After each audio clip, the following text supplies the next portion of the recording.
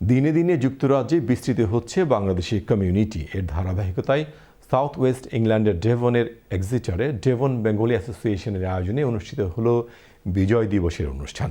বিস্তারিত জানাচ্ছেন আমাদের ব্রিস্টল ও সাউথ ওয়েস্ট প্রতিনিধি মোহাম্মদ কবির আলী।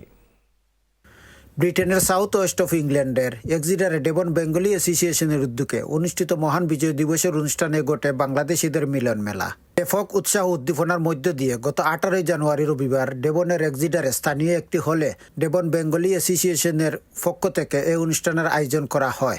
এতে ডেভনের এক্সিটারের আশেপাশের শহর থেকে বিপুল সংখ্যক বাংলাদেশিদের সমাগম ঘটে। জাতীয় সঙ্গীতের মাধ্যমে অনুষ্ঠানটি শুরু হয়।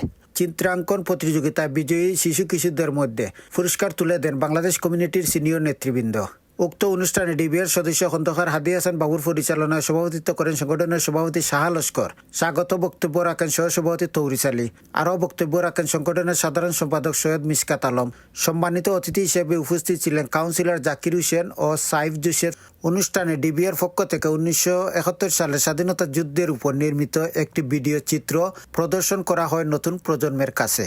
সদ্য প্রয়াত এক্সিটারের প্রবীণ কমিউনিটি নেতা শহীদুল হাসানের মৃত্যুতে ডেভন বেঙ্গলি অ্যাসোসিয়েশনের পক্ষ থেকে গভীর শোক ও শোক সন্তপ্ত পরিবারের প্রতি গভীর সমবেদনা জানিয়ে বিশেষ মোনাজাত করা হয়। প্রায় 350 থেকে 400 মানুষের সমাগম হয়েছে। ভালো লাগছে, বহুত দিন পরে লগে দেখা হয়েছে। খুবই সুন্দর, অনেক মানুষ এসেছেন আর এটা সুন্দর লাগে যে সব বাঙালি মানুষ আমরা এক হয়েছি। আজকে আমাদের বিজয় দিবসের অনুষ্ঠান ছিল এবং অনুষ্ঠানটা সাকসেসফুল হয়েছে। বাচ্চাদের প্রোগ্রামটা আমরা খুব এনজয় করেছি। আলহামদুলিল্লাহ, খুব ভালো প্রোগ্রাম হয়েছে। I like today's program.